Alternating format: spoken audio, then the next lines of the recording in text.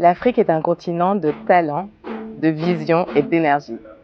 L'Afrique est un continent de leaders. Bienvenue sur Destin d'entrepreneur, le nouveau magazine de 7info qui met en lumière les bâtisseurs de l'Afrique d'aujourd'hui et de demain. Mon invité d'aujourd'hui est Ibrahim Dosso. Il est directeur commercial et stratégie de Omoa Group. Il est l'un des architectes discrets de la transformation digitale dans le secteur financier en Afrique. 11 pays, des milliers de transactions quotidiennes et la conviction que la transformation digitale doit se faire avec des talents africains. Il aurait pu rester en Europe, mais il a choisi de rentrer dans sa terre natale, la Côte d'Ivoire. Bonjour Ibrahim, bienvenue. Bonjour Elohim. Donc je voudrais qu'on parle de votre enfance. Je sais que vous êtes vous avez grandi dans une grande famille, vous étiez 9 enfants à Abidjan. Racontez-nous un peu cette vie familiale de ce clan Dosso. Qu'est-ce qu'on vous a appris comme valeur? Où est-ce que vous avez grandi? D'accord. Bon, j'ai déjà 48 ans, bientôt 49. Donc, Vous ne les faites pas, hein? Ah, merci. Merci. Donc effectivement, je suis issu d'une famille, d'une grande famille, donc 9 enfants. Nous sommes 7 maintenant. J'ai perdu un frère et une sœur récemment. Donc j'ai grandi à Yopougon, donc à l'époque, avant effectivement d'être au primaire, donc au nid de Cocody, donc un parcours, je dirais, un peu plus traditionnel pour les enfants de l'époque, puisque mon père était à la caisse stable. Nous avons pu effectivement bénéficier d'un parcours classique, donc nid de Cocody, ensuite Mermoz, donc jusqu'à la 3e, où j'ai pu avoir donc, mon BEPC avant d'aller en Europe en 92 exactement. Alors, pourquoi vous êtes parti en Europe? Je suis parti en Europe parce que déjà dès la 5e, mon père envisageait que je parte, et les événements sociaux et politiques de l'époque m'ont incité effectivement à franchir le pas, donc à m'autoriser, je dirais, quelque part à quitter un peu le cocon familial et à aller vers un système scolaire un peu plus stable, puisque en 90 et 92 de mémoire, il y a eu des grèves, donc qui ont un peu perturbé effectivement le cursus scolaire. D'accord. Alors, ce départ en France, comment est-ce qu'il vous a été annoncé? Comment vous avez pris l'annonce? Donc sortir de ce cocon familial avec tous ses frères et sœurs et être envoyé dans un pays que vous ne connaissiez pas. Comment est-ce que votre père vous a annoncé ça? Et comment vous avez accepté cette nouvelle? En toute transparence, ça a été un choc, très clairement, puisque l'annonce de mémoire a dû se faire, je pense, un dimanche. Et on était en partance pour le zoo, donc sur la route du zoo. Donc pour ceux qui le connaissent, c'est là où on passait le permis de conduire à l'époque. Et donc j'ai appris incidemment dans la voiture que le passeport que je venais de faire devait me permettre justement de pouvoir partir en Europe et en particulier en France pour y poursuivre donc, mes études. Donc l'éducation qu'on a reçue, puisqu'on parlait effectivement de valeurs, hein, donc de respect, d'honnêteté et de franchise, ne m'ont pas permis en tout cas de contester la décision qui a été prise par mon père, qui aujourd'hui, donc je le remercie infiniment pour cette prise de décision qui aujourd'hui me permet justement d'être à ce niveau aujourd'hui de responsabilité. Mais en toute transparence, c'était vraiment un choc. Parce que j'ai quitté le cocon familial, moi qui n'ai jamais quitté la maison, qui ai quasiment fait tout mon parcours en étant à la maison, ensuite à l'école, avec naturellement, donc je prenais le car pour rentrer à la maison, où je rentrais avec ma mère. Et j'allais découvrir en fait un nouveau pays. Être en vacances, c'est bien, mais y vivre, c'est totalement différent. Et y vivre seul. Voilà, et y vivre seul. À un jeune âge. Tout à fait. Et j'étais donc à l'internat. Donc première expérience aussi à l'internat, donc vraiment quelque chose de très, très particulier. Donc vous étiez où? Vous étiez dans le sud de la France, c'est ça, Sophie Antipolis? Comment l'intégration s'est passée? D'accord. Peut-être revenir sur comment j'ai atterri à Sophie Antipolis. Donc je devais être d'abord à Maison Lafitte, donc un externat dans la banlieue ouest parisienne. Et je pense que mon tuteur de l'époque, donc un Nigérian, a bien senti que le froid, voilà, j'allais pas m'accommoder à la température parisienne. et il a eu la gentillesse de contacter son frère qui était à Lyon, dont les fils étaient à Sophia Antipolis. Donc je suis arrivé 2 jours avant la rentrée à Sophia Antipolis. Et donc j'ai découvert en même temps un cadre magnifique, puisque c'est dans la bouillite, donc dans la verdure, quelque chose que je ne connaissais pas ici à Abidjan. Et aussi j'ai découvert une communauté ivoirienne, une communauté africaine, notamment de personnes qui ont vécu à Abidjan et qui connaissaient déjà effectivement la vie en internat, en particulier à Valbonne. Donc il y avait des racines communes dans cette communauté-là. Ouais.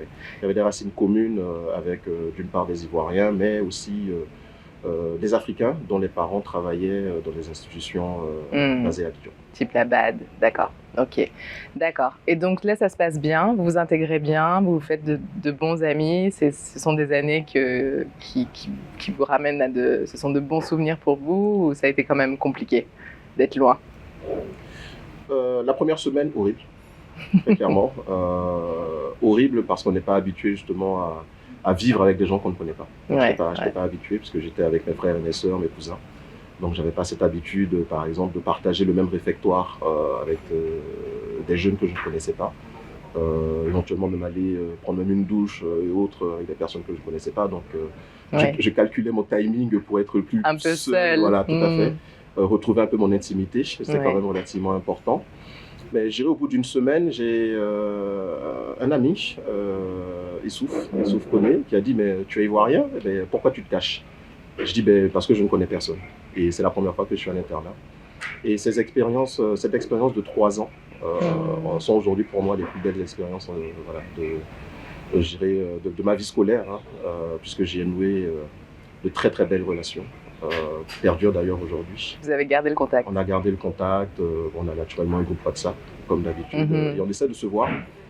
Parfois ils sont de passage à Abidjan ou dans le cadre des déplacements que je fais dans la sous-région. Super. On arrive à se rencontrer.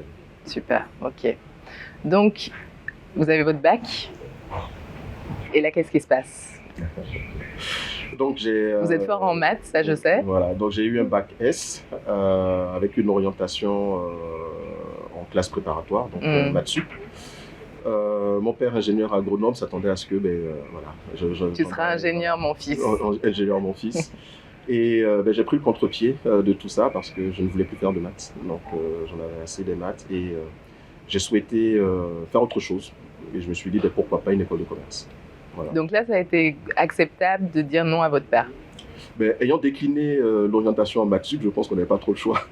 Voilà, donc j'ai un peu forcé la main. Et ce que j'ai beaucoup apprécié, c'est qu'il a compris ma démarche. Voilà, et il m'a surtout accompagné dans le choix même de l'école, puisque j'ai pu intégrer l'EDEC immédiatement, où j'ai passé un diplôme en finance d'entreprise. Il m'a vraiment accompagné dans cette démarche d'autosatisfaction quelque part, en termes d'orientation de carrière. Là, vous vous sentiez épanoui, pour vous, c'était le bon choix d'études, vous étiez à votre place? Oui, pourquoi ce choix d'école de commerce? Parce que ça m'a permis justement d'ouvrir un peu, comme on dit, les chakras, d'ouvrir un peu la vision, de ne pas être uniquement orienté scientifique, puisqu'en école de commerce, vous avez toute la partie informatique, vous avez du marketing, vous avez de l'expression orale, de l'expression écrite, voilà, vous balayez quand même pas mal de sujets, mais j'ai quand même gardé un peu une orientation scientifique avec une base scolaire finance d'entreprise que j'ai complété ensuite par un diplôme en finance de marché, toujours dans le sud de la France, à cause de la température qui est hyper agréable. Et donc, il faut savoir se préserver. Hein, exactement, donc j'ai passé en fait un master en finance de marché et innovation. Donc au CERAM, toujours à Sophia Antipolis, avant effectivement d'embrasser la carrière qu'on va certainement parcourir. Voilà. Des questions. Donc Sophia Antipolis, c'est votre village en France? C'est mon village.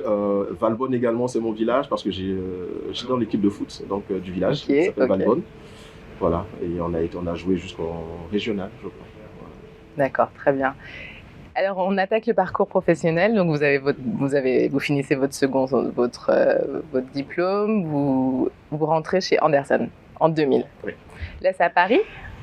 Andersen Paris, oui. Andersen Paris. Andersen Paris, donc juste avant l'affaire Enron.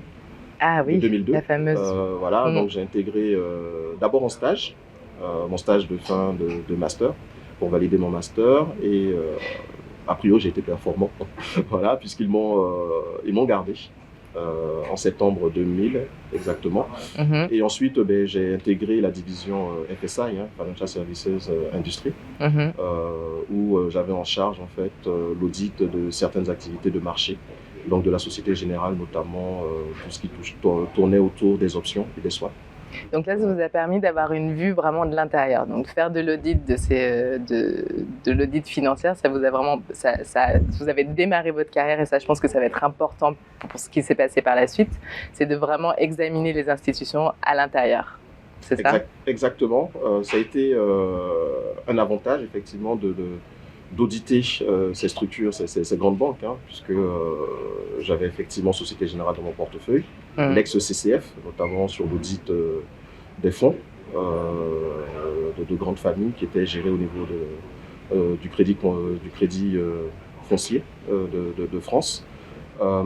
Et ça m'a permis justement de découvrir qu'est-ce que c'est qu'une banque, quels sont les métiers effectivement qu'on peut y trouver et surtout quelles sont les vocations des banques.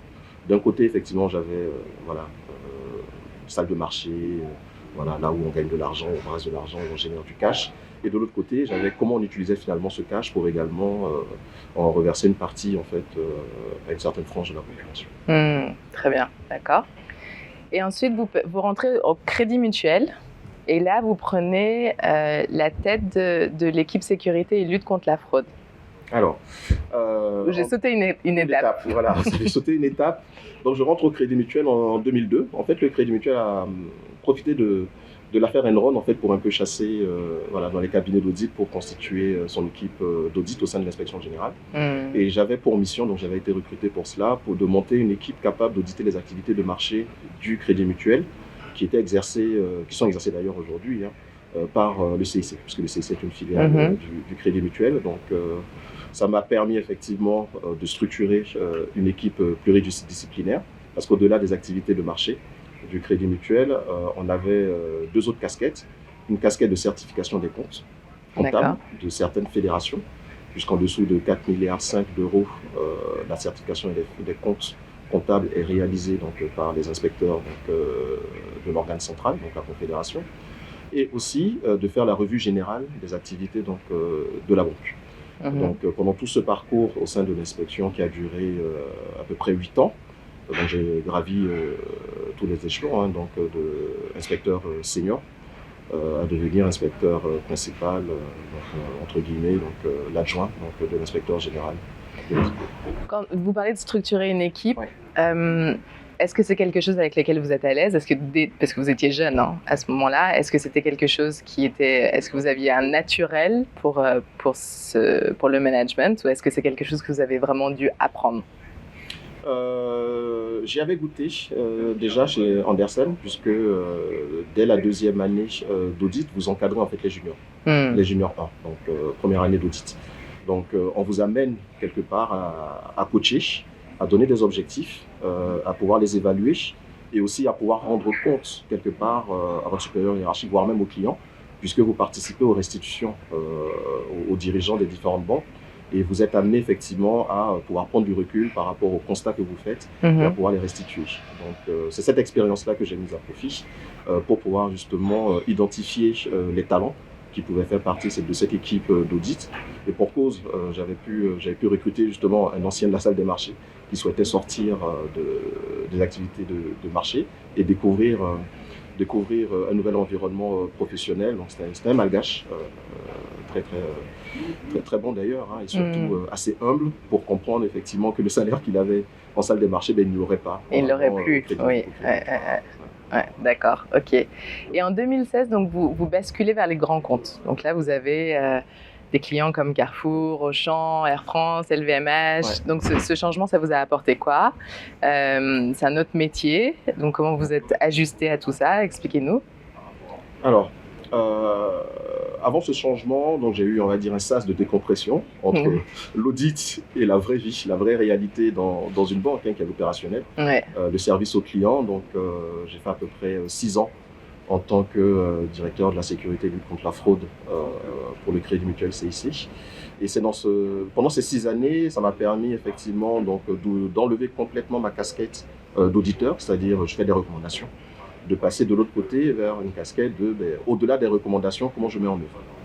Comment je mets en œuvre pour que les clients, effectivement, soient satisfaits. Donc, ce sas de décompression, donc, qui a duré à peu près 6 ans, m'a permis très facilement de prendre mon poste au niveau donc, des projets monétiques pour les grands comptes. Et surtout d'avoir effectivement cette approche client de plus en plus développée, cette orientation client, et rechercher en permanence la satisfaction et essayer de trouver des solutions pour que ces clients soient satisfaits. Est-ce qu'on a souvent l'impression que le monde bancaire, et on se connaît un peu, Ibrahim, et je sais que vous avez beaucoup d'humour, mais on a souvent l'impression que le monde bancaire est très austère. C'est vraiment le cas ou c'est juste l'étiquette que l'on colle à ces métiers? Est-ce que vous riez dans les années, dans vos années au Crédit Mutuel?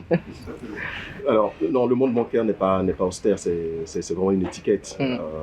En revanche, on se doit quand même d'être rigoureux, parce que la banque gère l'argent des autres. Donc, il y a une certaine rigueur qui peut laisser transparaître effectivement une certaine austérité, une certaine, un clan fermé. Non. Donc la rigueur ne veut pas dire austérité. Non, ok, très bien. Il y a des fous rires, il y a des blagues, ça je peux vous rassurer. Ok, très bien. Ça se passe très bien. Ok. Et qu'est-ce qui se passe en 2018? Il y a quelque chose qui commence à tourner. Ouais, ça a commencé à tourner dès 2016, quand j'ai quitté la sécurité pour entrer au projet. 2017, j'avais la conviction que le temps était venu pour moi. Donc, Et là, vous aviez placé plus de temps en France qu'en Côte d'Ivoire. Exactement. Voilà, 25 ans. Le temps était venu pour moi de rentrer au pays pour plusieurs raisons. Donc, d'abord, raison personnelle, parce que 24 années, 25 années à l'étranger, sans avoir l'occasion de suivre l'évolution de ses frères, comment ils évoluent dans la vie, les parents qui vieillissent et autres. Et quand vous rentrez en vacances pour 2 semaines, c'est pas suffisant. Voilà. Et donc j'ai décidé donc, en 2018 de franchir le pas. J'ai eu plusieurs opportunités qui se sont présentées, donc j'ai fait un choix qui était venu de servir donc, mon pays. D'accord. Alors, on va parler de ce service et de comment vous êtes rentré, mais je voudrais que vous expliquiez, parce que ça montre vraiment votre caractère en fait. On vous a offert vous avez fait une promesse et on vous a offert un autre job, mais vous êtes tenu à cette promesse-là. Vous pouvez nous expliquer? Oui, donc j'étais parti en mission donc, à Singapour, et à mon retour de mission, je vois plusieurs appels en absence d'un cabinet de recrutement, donc naturellement voulant rentrer en Afrique, en particulier en Côte d'Ivoire. Donc j'appelle, on me dit on a une proposition d'entretien à vous faire pour une structure, une entreprise luxembourgeoise qui a ses filiales basées en Afrique. Je dis très bien, ça me convient, donc je passe les entretiens. Je passe les entretiens avec le DG, avec le patron du fonds d'investissement qui est propriétaire donc, de l'entreprise. Mi-mai, ils me disent OK, on est satisfait, on revient vers vous. Donc, d'ici une semaine. Donc, fin mai, pas de nouvelles. Début juin, toujours pas de nouvelles. J'appelle à Maurice, j'appelle le DG, pas de nouvelles. Bon, ok, soit. Et comme j'avais des amis, j'ai des amis en fait ici qui m'ont dit, nous il y a une opportunité qui se présente dans une institution de prévoyance sociale. Est-ce que cette opportunité t'intéresse? Donc ça s'est passé en exactement 3 jours. Le samedi, j'ai envoyé mon CV. Le dimanche, j'ai fait un entretien assez rapide. Et le lundi, j'ai eu l'opportunité de rencontrer le DG donc, de cette institution donc, à Paris. Et mon entretien a duré, en tout et pour tout, une quinzaine de minutes. C'était plutôt un entretien orienté sur ma volonté vraiment de rentrer, et surtout est-ce que j'étais capable de m'intégrer, parce qu'après avoir passé autant d'années en dehors de son pays, il y a quand même certaines réalités qu'on perd de vue et qu'on n'a pas, une certaine sensibilité, et le poste qui m'était proposé nécessitait d'avoir cette sensibilité, cette culture locale pour justement réussir le challenge qui me serait confié. Et le point que vous évoquez, effectivement, c'est le volet respect, effectivement, respect de la parole donnée, puisque en juin, je me rappelle très bien de la date, le 18 juin, j'étais à Orly pour prendre mon avion pour rentrer à Abidjan, et je reçois justement un appel de cette société luxembourgeoise et qui me dit on est à Paris, on aimerait vous rencontrer pour une proposition financière. Je dis c'est trop tard. Je suis en train de partir à l'aéroport, je pars à Abidjan. Donc surpris, ils me disent c'est pourquoi. Je dis non, on m'a fait une proposition et je l'accepte. Ils m'ont fait une proposition financière indécente, hein. En gros plus 20% par rapport à tout ce que j'avais en France. Et je leur ai dit que non, malheureusement, j'avais donné ma parole et qu'il fallait que je la respecte. On va marquer une courte pause et nous serons de retour très bientôt. Vous regardez Destin d'entrepreneur sur cette info et je suis aujourd'hui avec Ibrahim Dosso. Donc Ibrahim, vous êtes de retour à Abidjan et là on vous donne un projet d'une nature différente de ce que vous avez fait jusqu'à maintenant, donc construire un régime de retraite complémentaire pour les fonctionnaires ivoiriens. Qu'est-ce qu'on ressent quand son nom est associé à quelque chose d'aussi durable et qui a impacté autant de gens, sachant qu'il y a eu un décret qui a été signé suite au projet que vous avez mis en place. Expliquez-nous le sentiment que vous avez ressenti. D'accord. D'abord un sentiment de fierté, hein, parce que j'ai quand même eu cette opportunité qui m'a été offerte par le directeur général de cette institution. Que je remercie d'ailleurs pour la confiance, puisque prendre effectivement, choisir une personne qui n'a pas passé toute son enfance à Abidjan, qui n'a pas cette culture naturelle ou même qui ne sait pas lire entre les lignes pour mener un tel projet, c'est vraiment un risque qu'il a pris finalement, je pense, qui a été payant. Ce sentiment de fierté, je le partage aussi avec mes prédécesseurs, puisque je n'ai pas été seul à faire ce projet. J'ai des prédécesseurs, j'ai simplement poursuivi effectivement la voie qu'ils avaient tracée, et c'est ce qui nous a permis en équipe, avec l'appui de la direction générale du gouvernement de l'époque, de pouvoir conclure et de construire et de mettre en place aujourd'hui ce socle au niveau de la protection sociale. Et là, l'entreprise luxembourgeoise revient. Et là, l'entreprise luxembourgeoise, en fait, n'était en réalité jamais partie. Donc, vous avez gardé le contact avec eux. Puisque je partageais quand même mes convictions sur le digital. Donc, dans le cadre des déjeuners occasionnels qu'on avait, on avait un certain nombre d'échanges. Et ils trouvaient que c'était un talent gâché que d'aller effectivement dans la protection sociale. Mais je leur avais dit que pour moi, c'était quand même quelque chose de très important de pouvoir redonner quand même à mon pays. Oui, et ça a marqué votre retour. Exactement. Ouais. Cette chance que j'ai eue, moi, de pouvoir partir, les jeunes de l'époque n'ont pas eu cette même opportunité. Moi, je l'ai eue et il fallait effectivement que j'ai quand même que je marque de mon empreinte quand même mon retour à Abidjan en participant à ce projet-là. Ce projet terminé donc en 2002. 2022. En 2022, pardon, en 2022. Terminé en 2022, l'amour de la monétique, des paiements est vite revenu. Donc vous rejoignez Omoa. Tout à fait, on joint signature de décret et je crois une semaine ou maximum 2 semaines après, je revenais dans les paiements et là cette fois-ci je rejoins donc le groupe Omoa, le fameux groupe luxembourgeois. Le fameux groupe luxembourgeois. Voilà, qui me voulait depuis pas mal d'années. Donc Omoa est présent dans plusieurs pays africains, 11 pays. Qu'est-ce qui, selon vous, rend le marché ivoirien un peu différent des autres? Alors, la place ivoirienne, je dirais en général Afrique de l'Ouest, c'est un marché qui est extrêmement dynamique. Déjà, de par, je dirais, la composition même du paysage financier. On a, je pense, plus d'une trentaine de banques. Beaucoup de banques, oui. Pas mal de fintech, des institutions internationales d'envergure qui sont installées. Une population friande de technologie. On le voit aujourd'hui avec tout ce qui concerne le mobile money. C'est tout cet écosystème qui rend assez particulier la Côte d'Ivoire. Parce qu'on a cette chance chez Omoa d'être présent effectivement dans 11 pays, 5 en Afrique de l'Ouest, dans la Côte d'Ivoire et 6 en Afrique centrale. Et cette diversité de la population également nous permet effectivement de pouvoir dire qu'on est sur la bonne voie dans notre pays, une bonne voie de la digitalisation. Et qu'aujourd'hui, je pense que tous les piliers fondateurs de cette digitalisation sont aujourd'hui en place. Il ne reste plus qu'à les actionner. Ouais, le terreau est fertile. Ok. Donc, Omoa, vous êtes leader des services financiers. On vous connaît comme vendeur d'équipements, comme vendeur de GAB, donc de distributeur automatique. Et là, vous êtes vraiment en train d'opérer un virage. Donc, vous passez de cette image qui vous a un peu collé à la peau de vendeur d'équipement vers un opérateur de services financiers récurrent. Donc, c'est un modèle qui change complètement. Vous passez d'un modèle CAPEX qui est acheter, posséder les équipements à un modèle OPEX où on paye sous forme d'abonnement. C'est un changement de paradigme important dans des sociétés qui sont quand même très traditionnelles. Comment vous expliquez ça à vos clients? Pourquoi c'est important de le faire? Quelle est la vision derrière de tout ça?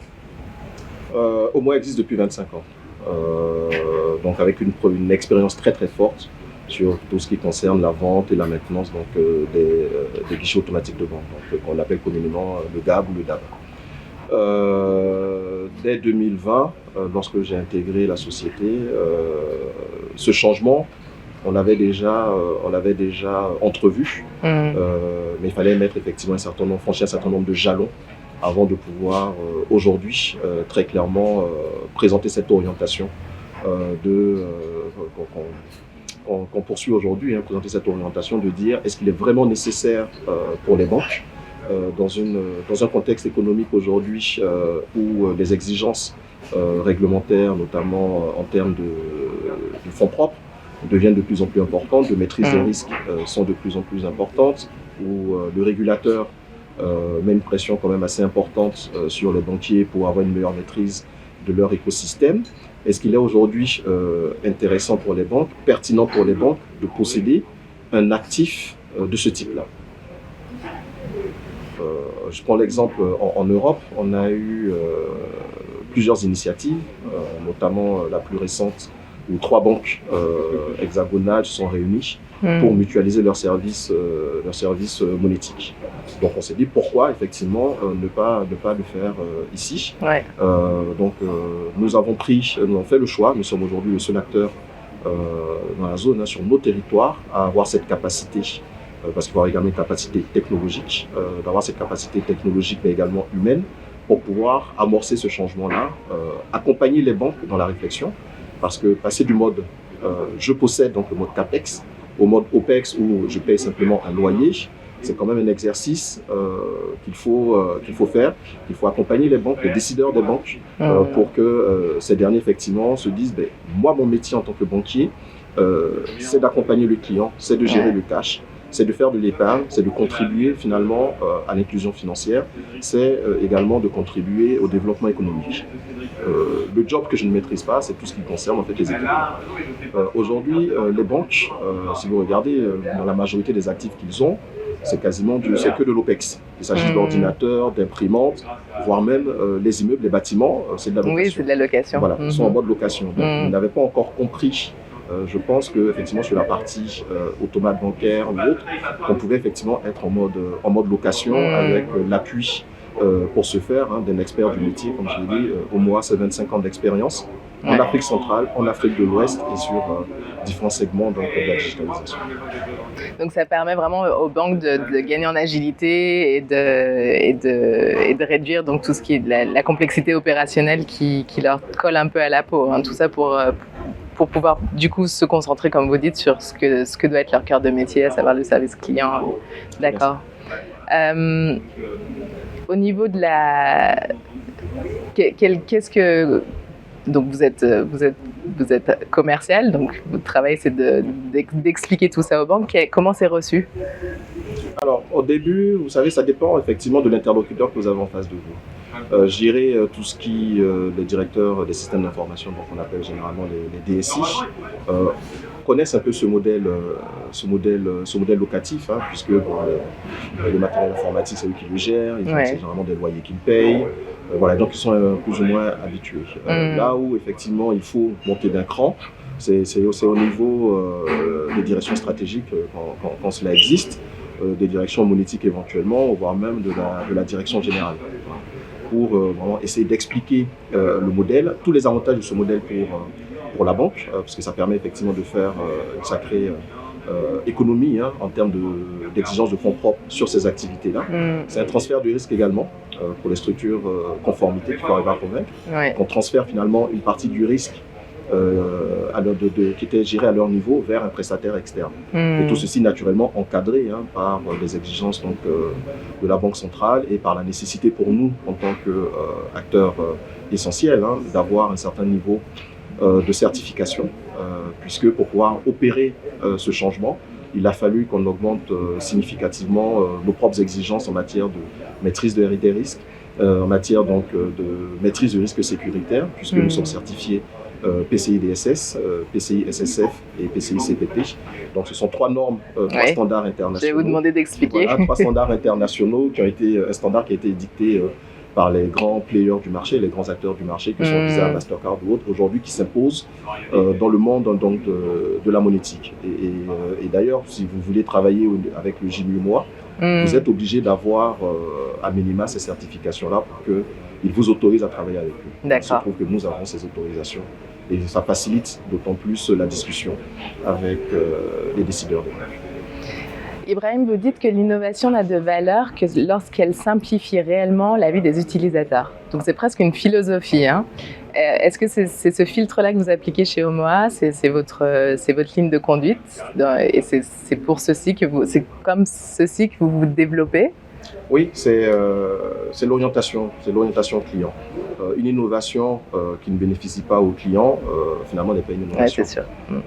Parce que finalement, il n'y aura pas d'usage. Quels sont les cas d'usage, effectivement, qui sont développés? Voilà, s'il n'y a pas d'adoption, on regarde l'essor du mobile money. Le mobile money, je dirais, avant les événements de 2010, vivotait. Et pendant les événements, finalement, ça a bénéficié effectivement pour faire du transfert, pour faire des transactions, pour faire du paiement. Et là, ça a pris son envol. Donc effectivement, c'est une phase philosophique, mais qui a tout son sens, parce que derrière une innovation, il faut toujours penser quel est le bénéfice pour le client.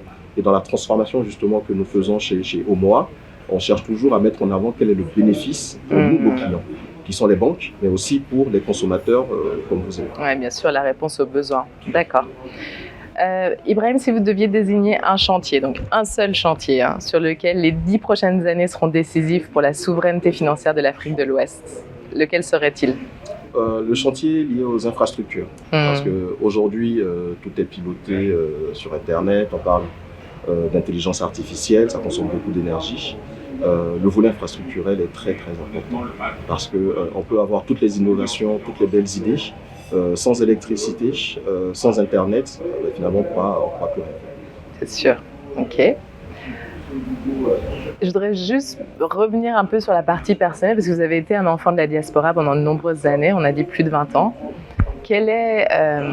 On a cette conviction, vous et moi, que les enfants de la diaspora devraient revenir au pays. Qu'est-ce que vous souhaiteriez leur dire? Comment leur faire percevoir que notre continent est prêt pour eux? Quel est le message que vous souhaiteriez faire passer à la diaspora?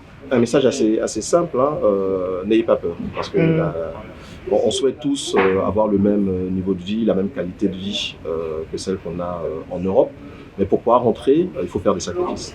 Voilà, il faut accepter un certain nombre de choses, mais on s'y retrouve. Et on gagne ailleurs. Et on gagne ailleurs. Voilà, on gagne en termes de qualité de vie. Oui, je trouve aussi. On ne fait plus métro, boulot, dodo, terminé. Voilà, on a une vie sociale après le travail. Et surtout, on fait de belles rencontres. Voilà, belles rencontres professionnelles, de belles rencontres personnelles, du développement personnel qu'on peut faire assez aisément. Donc moi, je leur dirais simplement, n'ayez pas peur. Vous allez peut-être perdre en salaire, parce que finalement, le nerf de la guerre, c'est je veux garder mon niveau de rémunération. Vous allez peut-être perdre en salaire, mais par contre, ce que vous allez gagner par ailleurs, je pense qu'on compensera largement ce manque à gagner. D'accord. Ibrahim, on aime bien terminer en jouant. Je pense que vous aimez jouer, non? Oui, c'est bien. Alors, c'est un petit quiz, c'est pas très compliqué. D'accord. Ibrahim, EDHEC ou CERAM? CERAM.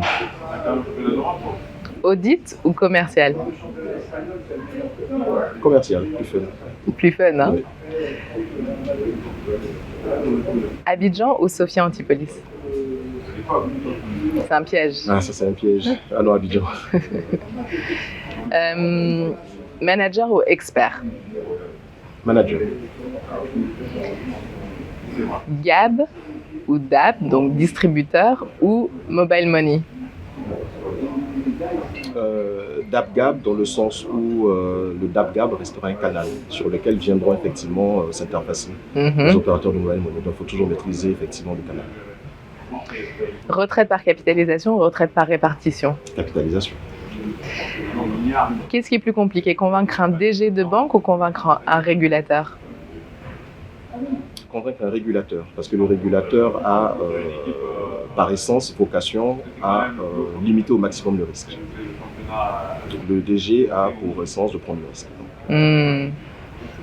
Monsieur Dosso ou Ibrahim? Ibrahim. Pour une négociation importante, le maquis du coin ou le restaurant gastronomique? Tout dépend de la personne que j'ai en face. Mais je privilégierais un maquis plus. Un maquis plus. Voilà, plus qu'un restaurant. Et enfin, une personne que vous admirez? Ben, je dirais plutôt deux, donc ce sont mes parents, mon père et ma mère. Mon père parce que il m'a permis justement d'être là où je suis aujourd'hui. M'a inculqué un certain nombre de valeurs qui sont essentielles pour moi et que j'essaie de transmettre à mes enfants et aussi à mes collaborateurs. Et ma mère parce que depuis le départ de papa, elle nous subit. Voilà. C'est la gouvernante, donc on a des convocations assez régulières voilà, pour qu'on nous tire les oreilles. Pour vous garder dans le droit chemin. Exactement. Ok, voilà. super. Ok.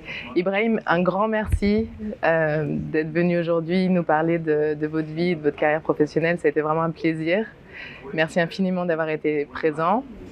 Je vous remercie tous pour votre participation à cette émission et pour votre fidélité. C'était Destin d'entrepreneur sur 7info.